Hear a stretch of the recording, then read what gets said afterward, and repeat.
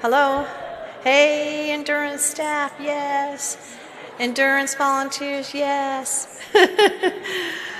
Also, hello to the online viewers and the people in this room. My name is Barbara Ann Brenner, and I work on the endurance event at the national office, and we have Jason right here at the end. Jason Brin is also an endurance event. He does all the hike, the climb, and the cycle events. And we have Eric Hudzik, and he's the climb presenter. So let's give our hands to these two presenters right now. Woohoo! We are all happy in this workshop, and it's about being brave, to become a great recruitment, to become a top performer. The viewers online, you may submit your questions. We will pass them to the presenters. Jason? Just know with the items in the back. Yes. So for the people in this room, Barbara and I have left a few items on the back room table. They are all the endurance information. It'll give you ideas on how to get your people motivated, how to keep them fundraising throughout the year and even after the event. Also, we have two other presenters that they cannot attend. This week we learned that a presenter lost a family member, and the other family member was dealing with a family emergency, so our hearts with them. But we have super presenters.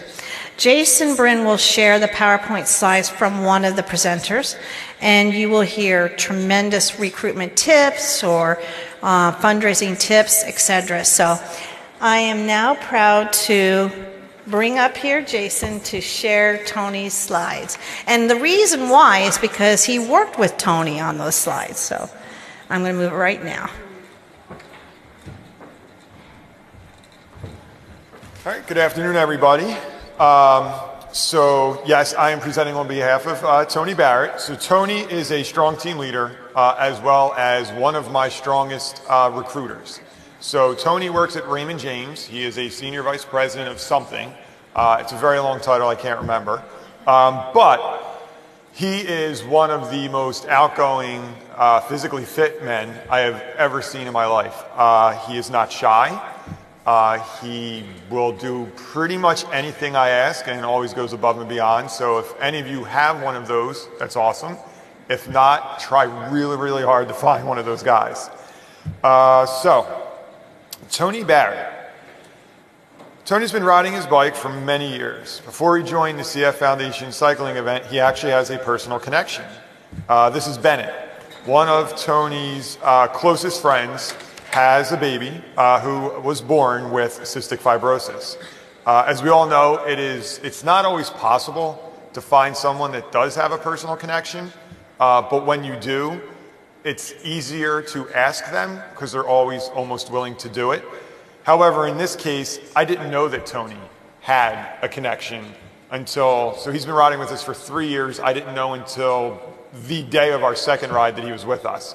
So now that I do know that, I was able to ask him to do more, and he was always willing to do more. So the point of that story is don't be afraid to ask your strong team leaders to do more for you, because they want to. Sometimes you just have to ask. Let's see here. So Tony's fundraising. Team Raymond James has raised a total of $52,173 in their 3 years riding with our chapter. That number actually is mostly Tony, with him raising $40,759 of those dollars, which is amazing. However, the other side of that is Tony doesn't actually have anybody raising that money through donations through him. He works smarter, not harder. Tony went to Raymond James and said, this is an event that I'm doing. I have a personal connection. Help me raise more money. So Tony basically was able to get Raymond James to do a donation match as well as have a grant written for us as well. So again, ask. Always ask. So Tony is very well connected, but as we know, people do multiple things. So You know, he's a little shy in asking for money from friends for this event, but he has no problem asking Raymond James for some big corporate dollars, and we appreciate it. The next slide is team recruitment. Tony started the team through his company, Raymond James. Tony adds a new member each year. I was telling a story at the 1045 session that Tony is not shy. We were having a lunch, just basically talking about numbers, where he was from the year before to where he was at that moment. And he saw a guy who was fit as well. He literally excused himself from our lunch and sat down with the guy and just started talking to him. You know, where do you train? What do you do? Do you ride a bike? And as soon as the guy said yes, it was hilarious. We didn't get the rider, but the guy knows about the event and sat there and listened to Tony speak about it for 10 minutes. While we didn't get him, we did get his contact information. We have reached out to him. It's looking like we might get him for this year. But again, it's just to show that Tony has no problem to, you know, always recruit and not be shy. He also adds a lot of members from Raymond James, and not just the office that he works in a suburb of Philadelphia in Conshohocken, but he oversees 3 other chapters throughout Pennsylvania, and he gets a pretty large turnout. I think he has about 20 or 23 riders, and they're all from Raymond James with a couple of friends and family mixed in, but the majority of them are coming from the 3 other offices that he does oversee. Recruiting tips. Tony wanted to give you a specific and new recruitment tips. He is so hopeful that you will share the information with your chapter staff. One of the things that we all hear on our calls is making sure that we get out to the bike shops and speaking to the owners and the managers and trying to get training rides going and getting them out to be bike tech support and to push our ride, whether it's through taking brochures and posters or throwing things in their bags with the receipts, anything. But don't be afraid to talk about your other events when you're in there. I was telling the guys in the earlier session that in my area we had a bike shop that did multiple things. They were called Human Zoom Bike and Boards, have since been bought by Trek, but they sold snowboards, skis, bikes, pretty much everything in the outdoor realm. We have a hike. So I asked them if they would want to help us push our hike, and it worked out in our favor to where I get to do some information sessions in their store for hike and cycle. So don't be afraid to ask. Talk to the store, obviously, about trying to get that training ride. Every bike shop, mostly every bike shop, holds some sort of weekend or weeknight training ride. See if you can, if not create your own, tag along on theirs. Invite your already existing cyclists to that training ride to get them out and get them together. Again, don't be afraid to shoot them an email and say, hey, we're going to go with this bike shop this week. They're going to do a quick 20-mile ride. Go to the ride for about 10 minutes. This way you can meet with the cyclists you have and hopefully present to the cyclists that are there for the shop ride. And this is a very good way to recruit some riders. Meeting a group of cyclists or riders. Let's see, so go right up to the cyclists and talk about the day. Spend the first 10 minutes to simply talk about the cycling experience. Either invite them or attend the bike ride, which we all said. One of the things that I do, it's a little extra. I don't expect everyone to do it. I will go out usually every other Saturday or Sunday. Sunday's a big riding day in Philadelphia, and I'll just sit on a trail, whether I've gotten permission or not to just sit there. Usually everybody has walks, so we have so much water that just sits in our office. One of the bike shops was nice enough to give me their leftover inventory of water bottles. I get my own cooler filled up with ice, throw the waters in there, and I sit for about 3.5 hours, depending on the traffic. And that's actually worked. I've been able to that's how I met Tony. So, but it actually, and I didn't know that he had the connection, so it was kind of like a win for me, but I didn't technically know it was a loss because he had a connection, but still, I got Tony. So if I wasn't out there, he wouldn't have seen me. But yeah, you don't have to do it every other weekend. I've kind of done it because it's worked. So don't be afraid to give something new a shot, even if it eats a few hours of your personal time. Corporate meetings.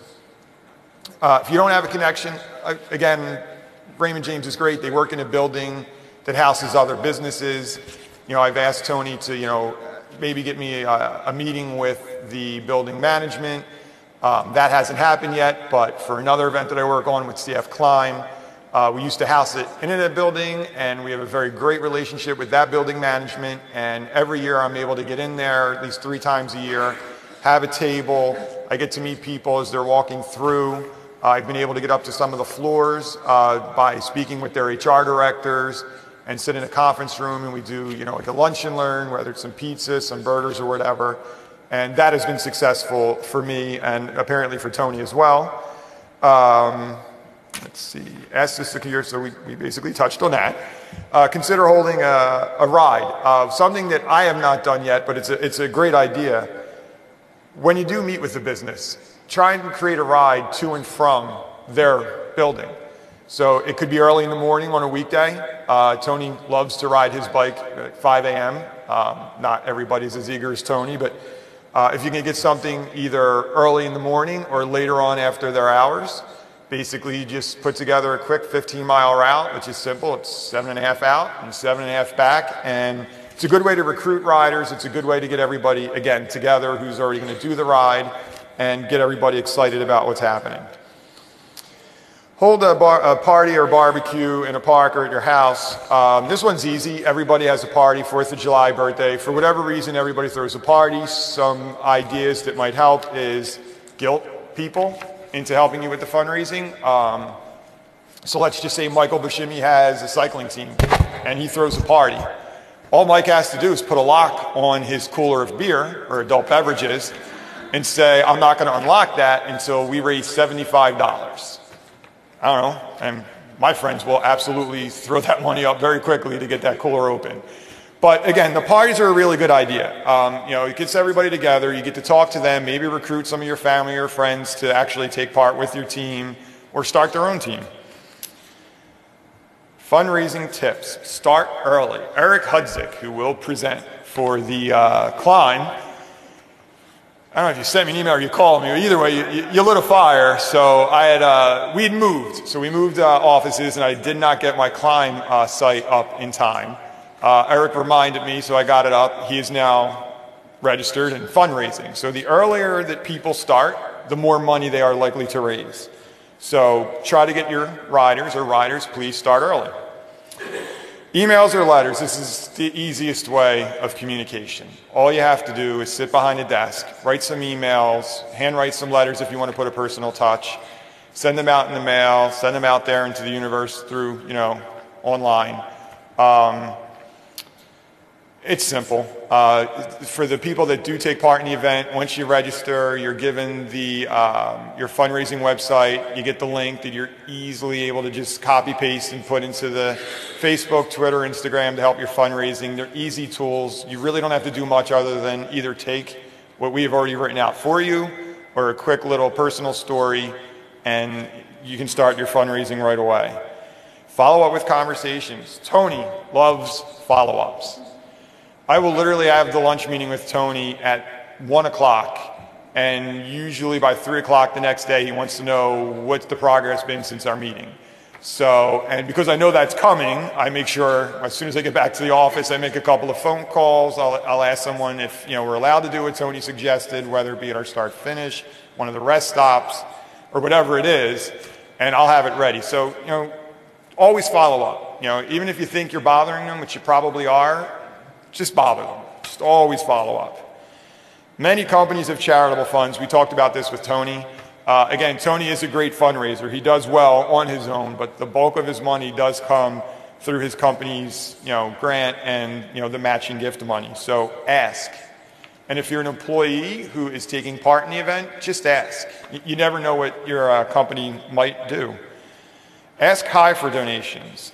This is something that I fundraise usually. Every other year I'll do cycle, and the year I'll do climb. I always ask big, because I'm working for the foundation. I make it a point to try and fundraise at least for one event a year, and I do ask big. I might ask for $100, and I usually get $50 to $25. If you're comfortable asking for more, absolutely ask for more. One of the questions from the session in the morning was, how do you know what to ask if you're going to go to a company? The simple answer to that is just do a little background. See what they already give to other people other charities and ask for that. And if they say this is our first year, no, we'll give you this, you got something, and now you can build on that for next year. What we like about the event. I'm going to take a little on this on my own. So the team tent zone, it's $5,000 to get a team tent. We do well with this. Usually we get about 7 to 9 teams to get a tent. Tony's team, because we do give, I mean, they raise over $50,000 in 3 years, so we give them a little extra attention.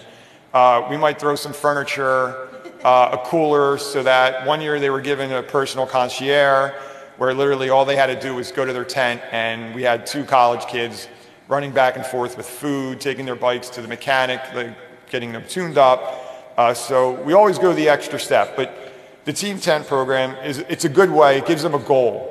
And just don't go with the tent. Like, spruce it up a little bit. You know, you can either theme it out, that I know some chapters do. Tony, they're a financial firm, so we like to have a little fun with them, and we hang a little play money and dollar bill chains in their tent. They think it's hilarious, and it works, so we'll go with that. Banner and signage. Every team gets a banner. We actually have it at $2,500. Everybody gets a banner. At $5,000, we'll go the extra step and hang your banner in your team tent. Again, it's a good way to get a goal and keep them, raising money, as well as giving them awareness of the ride. Recognition. So I send out depending on how far out, I'll do a bi-weekly newsletter. Gives them some, for all of my events, whether it's it's a hiking tip, it's a fundraising tip or whatever. Always just making it a point to reach out and stay in touch. I do a top 10 list. I know Barbara Ann likes more, but top 10 for me has worked, and it keeps it competitive. Where everybody is at fundraising, I update all their fundraising totals. I remind them how much they've raised since the last time we had the email, and things like that. It's little recognitions. People like to see their names. They like to, be patted on the back. I mean, everybody likes that. To be reassured that they're doing a great job, or to be motivated to keep doing what they are doing. The Circuit Series jersey, as you will see here in the front of the room, we have the yellow jersey, which everybody gets for raising $10,000. So if you raise $10,000, you get 2 jerseys, which is a bonus. And you also get to ride in any ride you want in the country, which is also pretty cool, because you can do any ride you want other than your home chapter. The after party, I'm taking credit for this one. I'm going to be honest, I don't know if it was Paul or I stole a couple of ideas, or I borrowed a couple of ideas. We first did our bike ride for the first 3 or 4 years in basically a business center. And it was great. It was challenging. People love hills. Cycling in Pennsylvania is pretty popular amongst professional cyclists. Apparently they come and train. I didn't know that. But it was boring.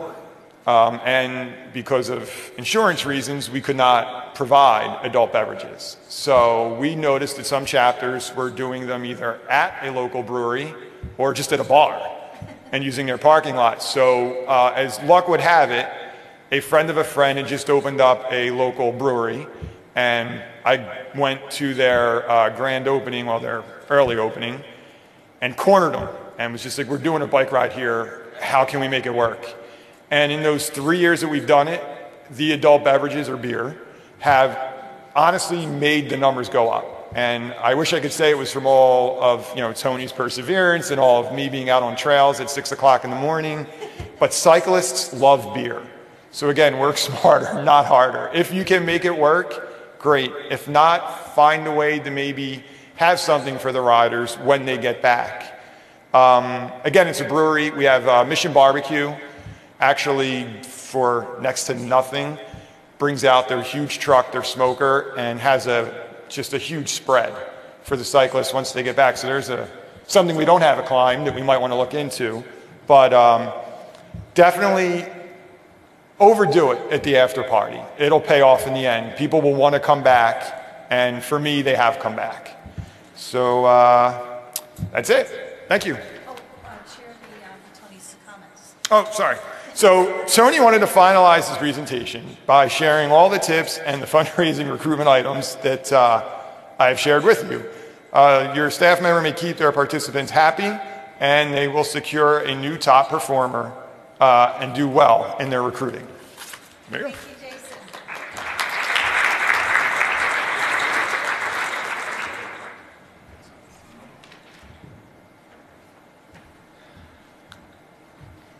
Hi guys, good afternoon. My name is Eric Hudzik, and I'm going to be talking about the CF Climb. And I'll start with why I do climb. And really, this is the back of my wife, Mary, and this is after a 5K that she ran a few years ago. And since she had started doing some running, I decided to get her this running shirt. I have cystic fibrosis. What's your excuse? And so, a little bit about our story. My wife Mary is 35 years old. We've been married for 11 years now. We met each other in college. We don't have any kids or any human children, but we have 3 cats and 3 rabbits, and 2 nephews and a loving niece. As you can see, one of the cats loves to do vest therapy with my wife every night.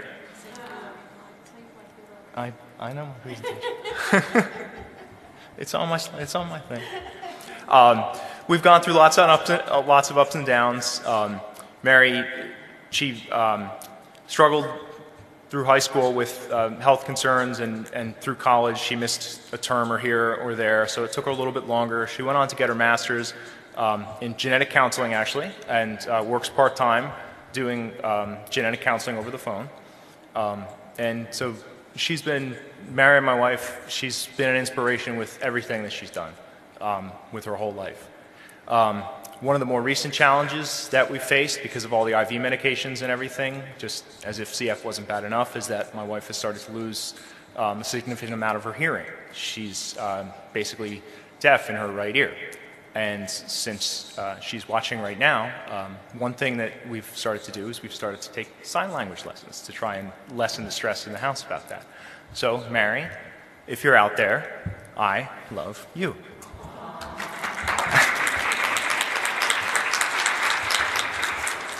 It's a useful thing to learn anyway. So, to the climb. That's me, obviously. I've been doing the climb for about 8 years now. I'm from the Delaware Valley area, so it's always been in or outside of Philadelphia. As you can see, except for this last year when I changed jobs and I lost a couple of corporate sponsors, I've done quite a bit better every year. A lot of that has just come from more and more perseverance. And as I've gone through my professional career and through my school, you know, when I was back in school and different friend networks and everything, I keep a list of everybody.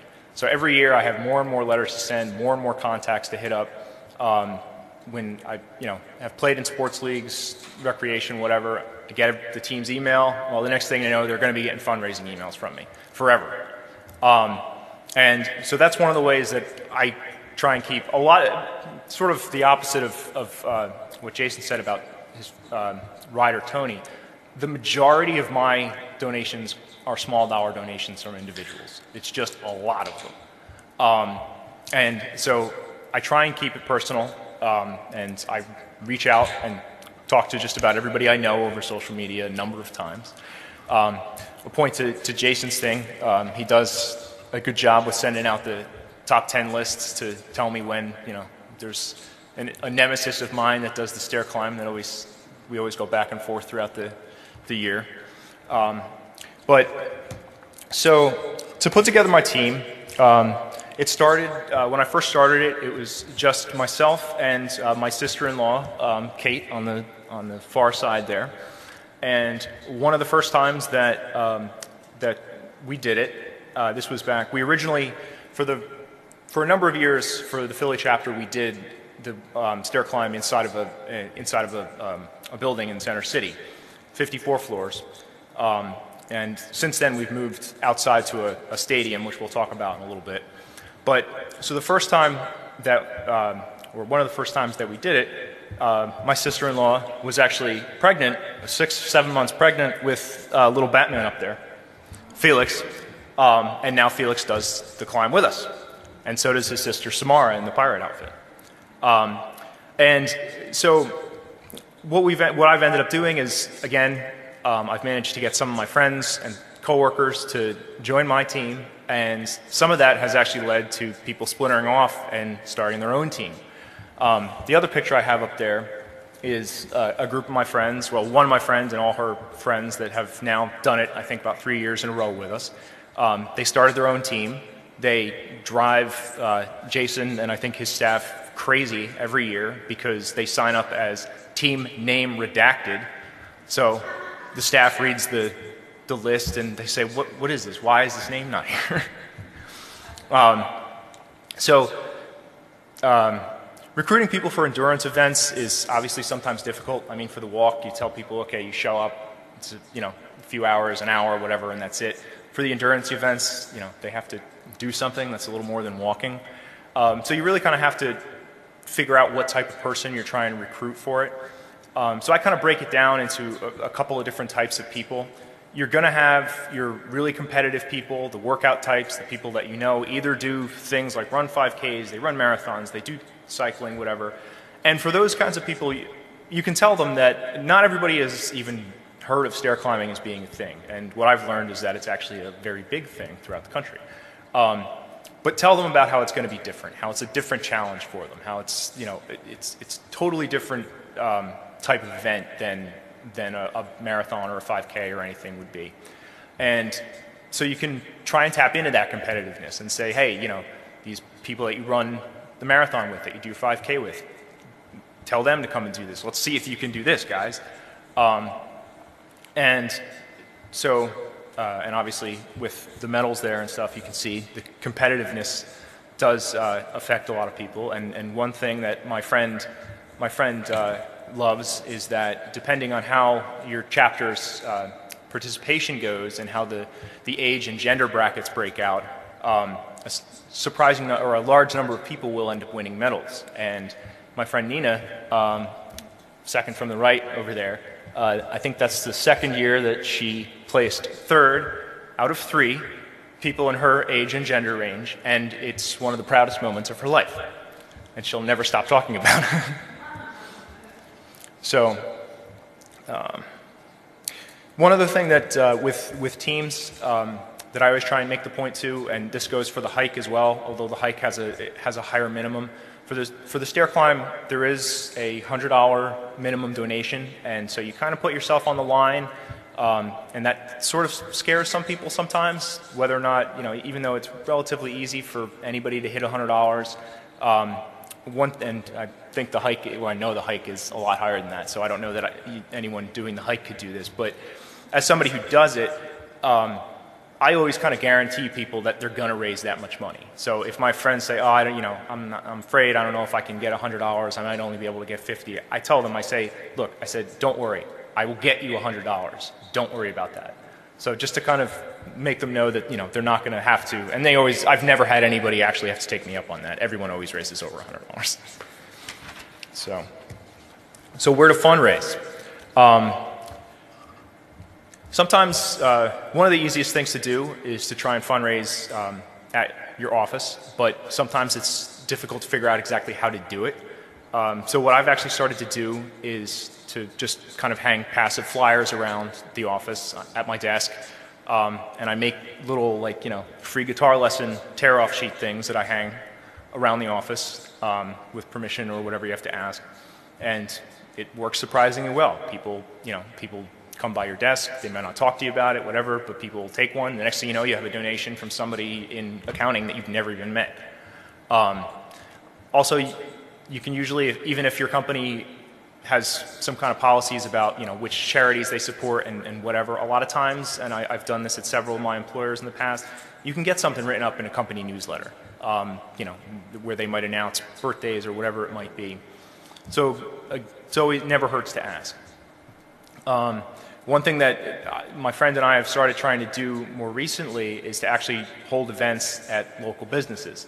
I've actually been surprised. My friend has actually done this more than I have, and sort of to Jason's point, it's really surprising how many local businesses and stuff are willing to, at the very least, host an event for you.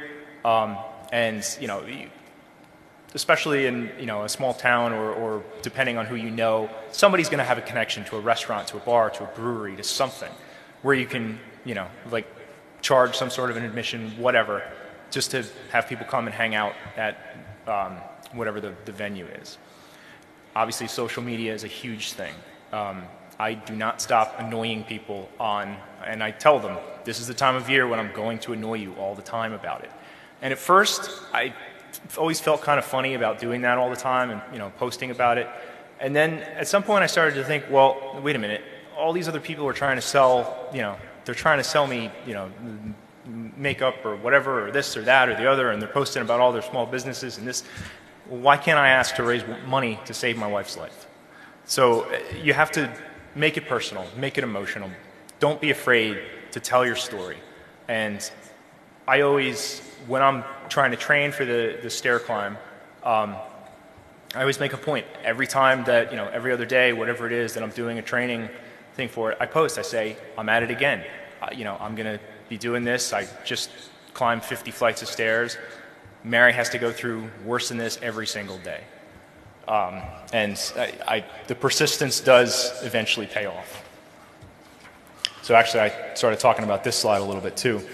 So don't be afraid. Don't be afraid to hit up everybody you possibly can. I always, as I said, I try to keep a list of all my contacts from all walks of my life, my personal life and professional life.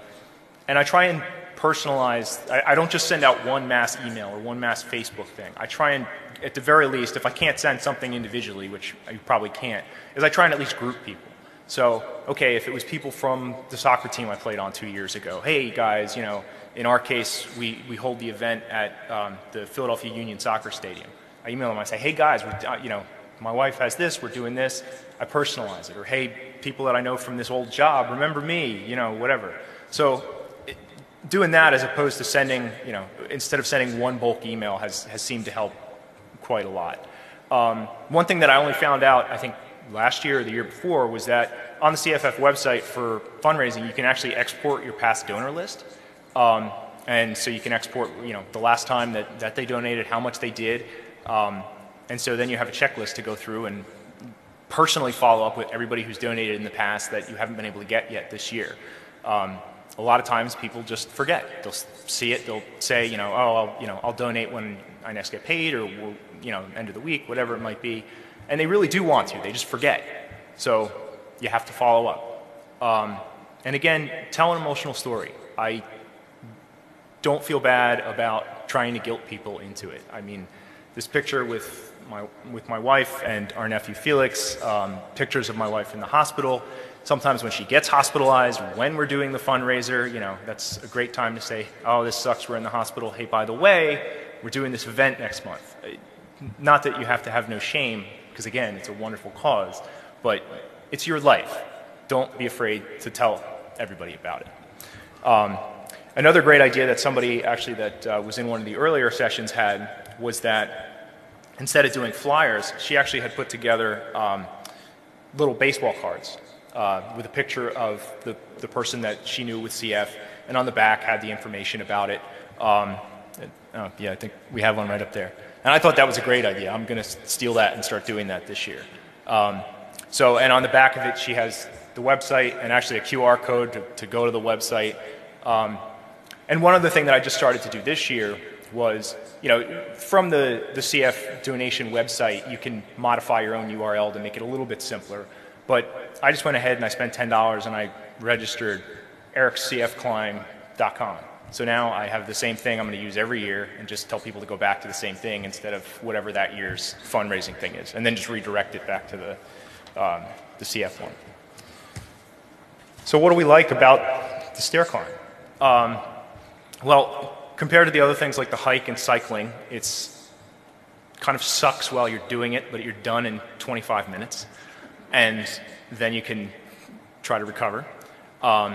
So it's, even though, well, Jason was talking about how sometimes it's hard to keep people there after the event, but at least the event doesn't take that long itself.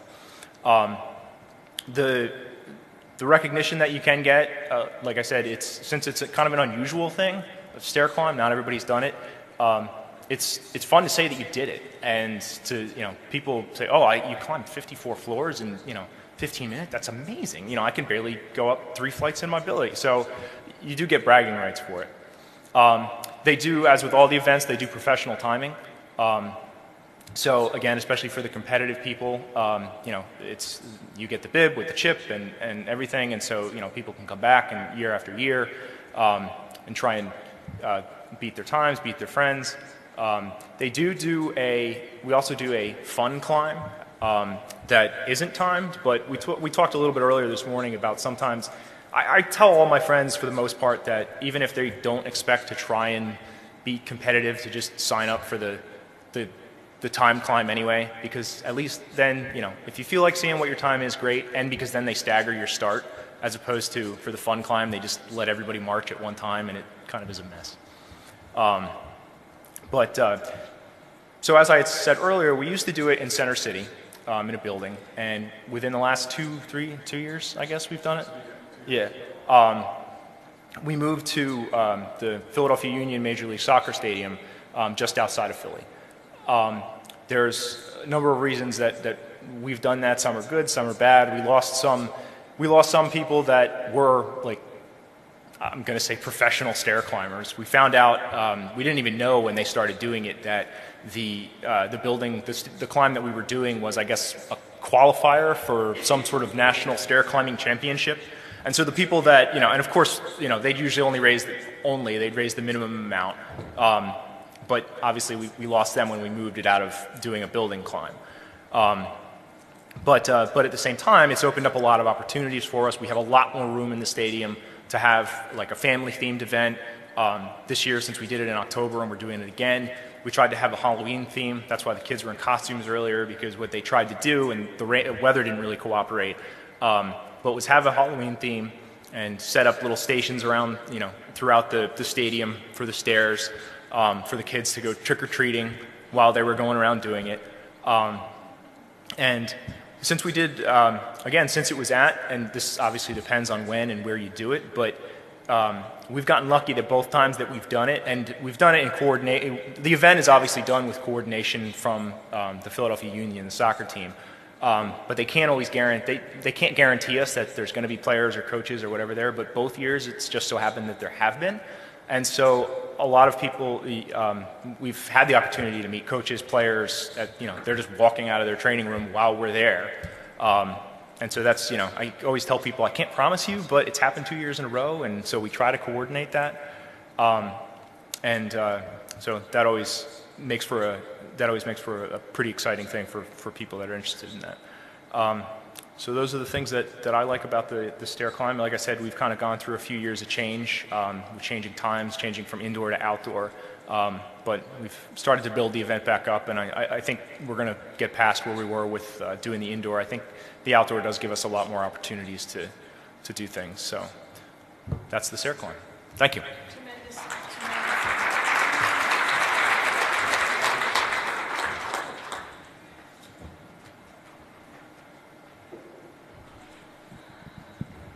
So does anybody have any questions for us or Barbara Ann? No questions. There we go. There's one. Get it rolling. Ohio. Hi, I'm Christy with the Cincinnati chapter. I guess my question is for Climb. We have a cycle event, but that's our only endurance event right now.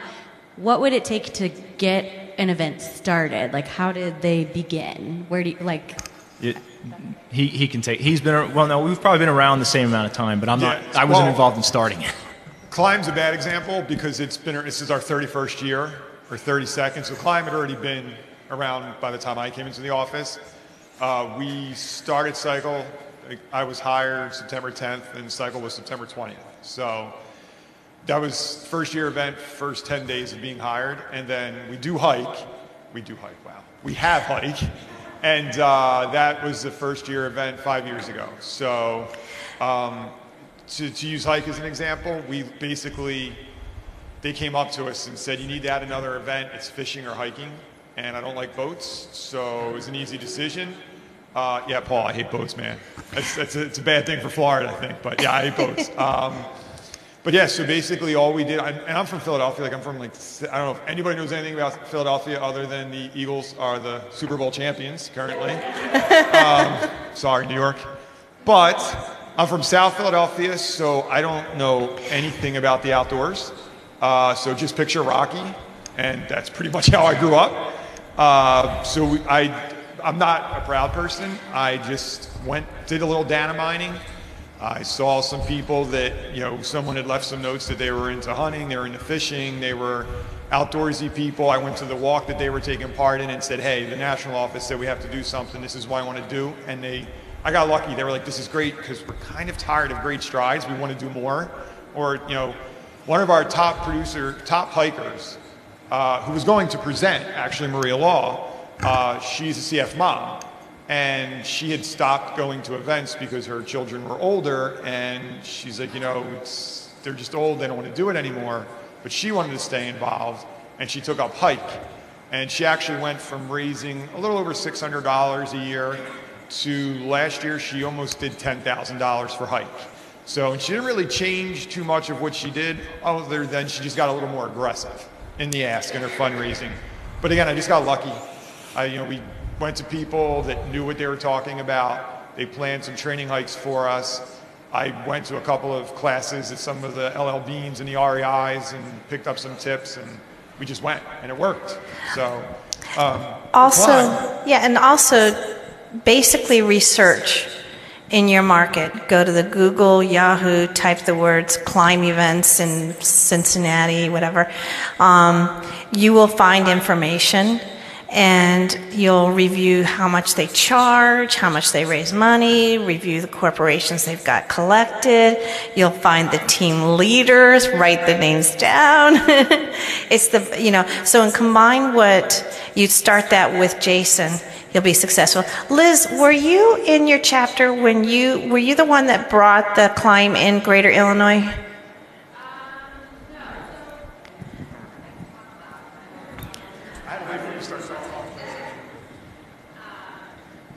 So, hi everyone, Liz Thompson. I'm with the Bethesda office. I'm Director of Corporate Engagement, but prior to that, I was in the Greater Illinois chapter and managed the endurance events.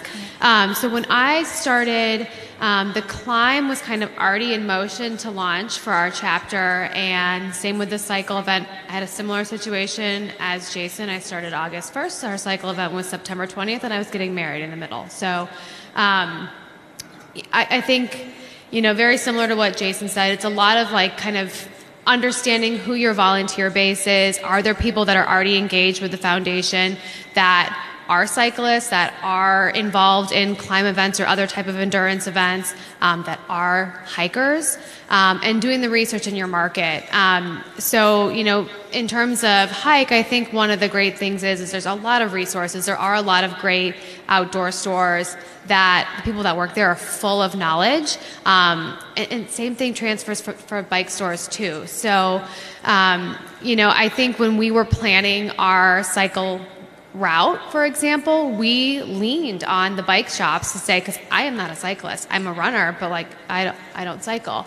So I didn't know necessarily where the best place to necessarily build out a route was. So we leaned a lot on our resources and our volunteers to kind of do that, route research for us. And I would say the same thing for any endurance events. It's kind of utilizing your network, do your research in your market, and lean on your colleagues too if you're a staff person in here and trying to build out an event. There's a lot of people that have a lot of successful events, and a lot of volunteers in other chapters that do this very successfully, and you're a great network.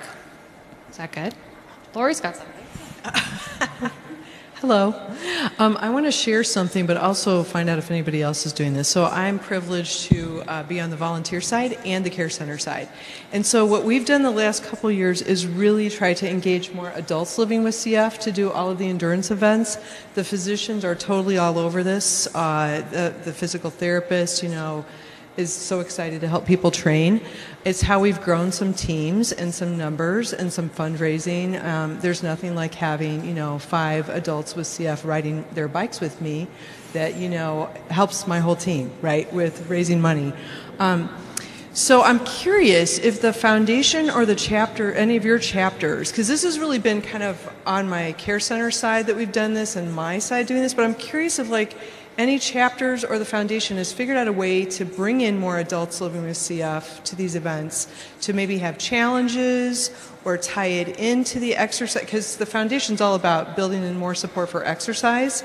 So I wonder if there's anything more formal going on that like me as a team captain could tap into, like, hey, the foundation's got this challenge, or our chapter's going to do this. Does that make sense, my question? Paul, do you have that answer, Paul?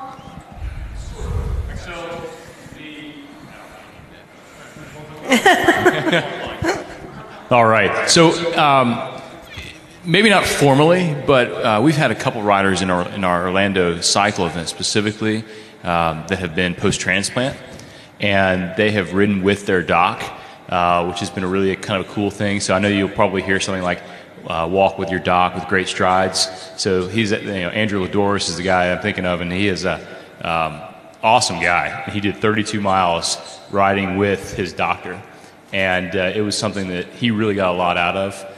So I don't know if there's a formal program, but I think it's something that's encouraged. And Barbara Ann, earmuffs. I tend to try to be flexible with the fundraising requirements for people that want to do the cycle or the climb, just because I think it's so cool to have them out there doing it. It's just such an empowering thing.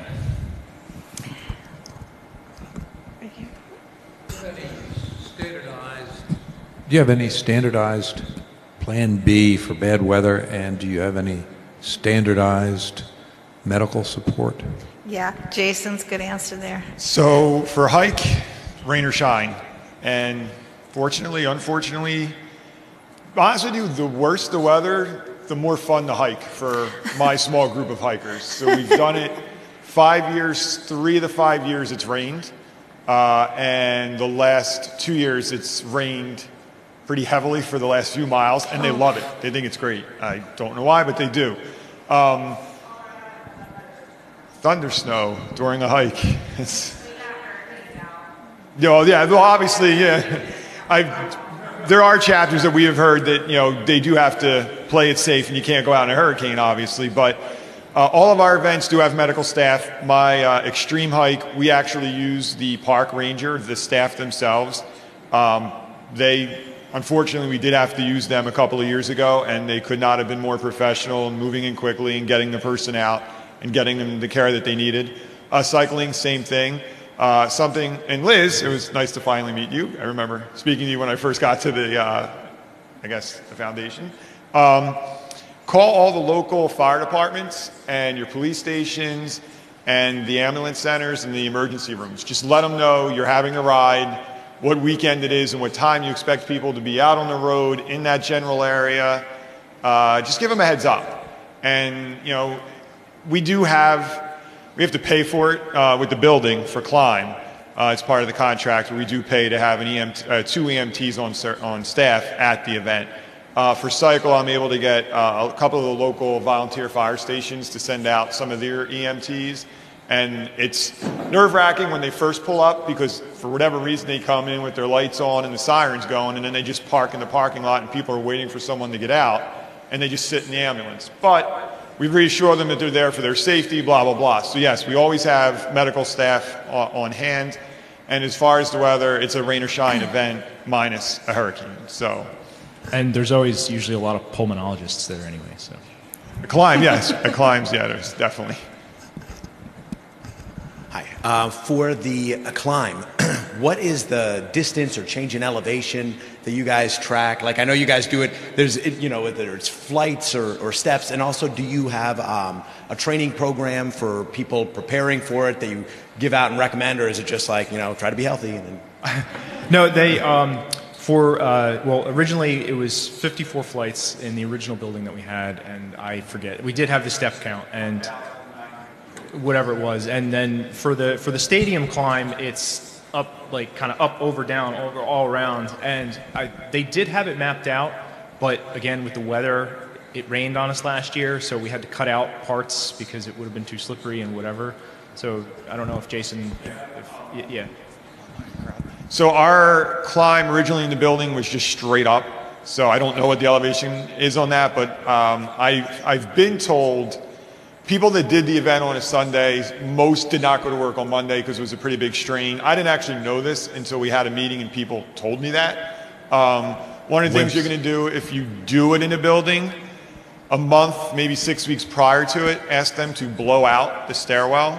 But even when you ask them to do that, also remind them to please send the building services in to clean up what they just blew out.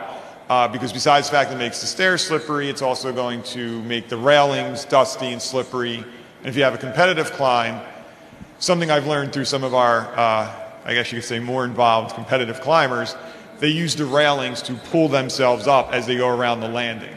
So one year we had them blowing out 2 weeks prior, and apparently they never went through with the mop or the dustpan or whatever you use, and people were sliding off the rails. So like things you would never even think of, like just pop up by meeting the people.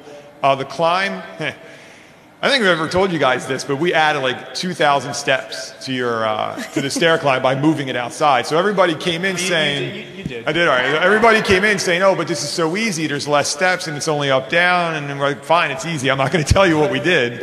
And it's for the competitive climb, so the real climbers that go up and down, you guys do about 2,226 steps.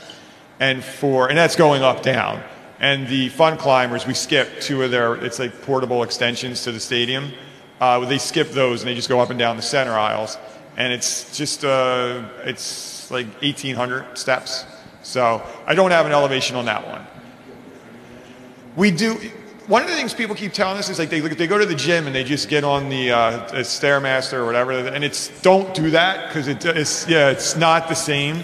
You have to train on actual stairs. That's been my I know you guys on the website. I think you guys do have a list of. We have a list of exercises you can do. Everything has to be elevation, obviously, because you're going up. And there is a shocking amount of information about stair climbs online, as you'll find. But I mean, so like what I've found, and actually, again, the differences are striking when you think about it. But straight up is totally different than up down, up down, up down, because it's totally different muscle groups. So, I mean, what I always tell people and what I do is I literally just use the stairs in my house and, I'll, figure out the number of steps and go up, down, up, down, up, down, 50 times, 100 times, whatever it is.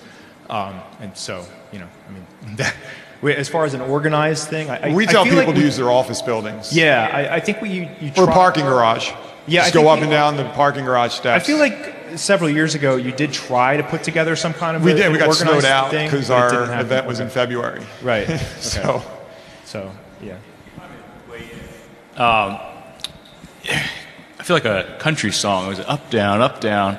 Not all climbs are the same, and I think that's something that we should always keep in mind is that they're talking, a lot about the stadium climbs. In Orlando, we actually do it at a resort building. So it's 512 steps, and it's not really about the climb. It takes between 2 and 7 minutes to do, and then they always give us the penthouse suite at the top. So we have like Italian ice, and then the families like this is that afterwards they can all go to the big resort pool and have a good time. So it's very much a family activity. We've also seen a lot of support from CrossFit gyms that really like that aspect of training and personal records and all that kind of thing. So for training protocols, some of the CrossFit gyms will actually come out and do the stairs whenever they want because it's part of this building they don't really use too much. So it's been more of a family feel with the climb and less of a competition. And I feel like people really gravitate towards that. Great point. Any more questions? Hi, I'm Dustin. I'm with the Nashville chapter. I was going to ask if anybody has any of cycle events, if they have any tips on keeping your cyclists at the start-finish line at the end of the day for the party.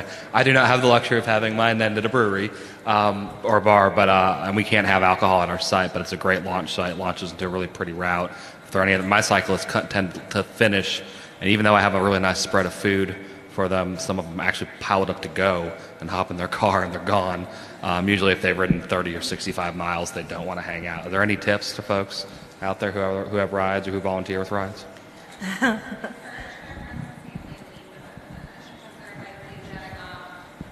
they're likely jetting off to spend time with their friends and family. So if you can get their friends and family to come to the finish and get more food, and then they're able to have lunch with them.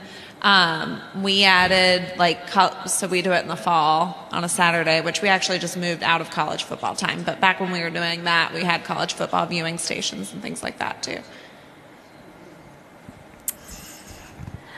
Well, thank you. If anyone have any question, you're welcome to come up to the table. Let's just give Erica and Jessica our cheers. They've done tremendous presenters. Thank you.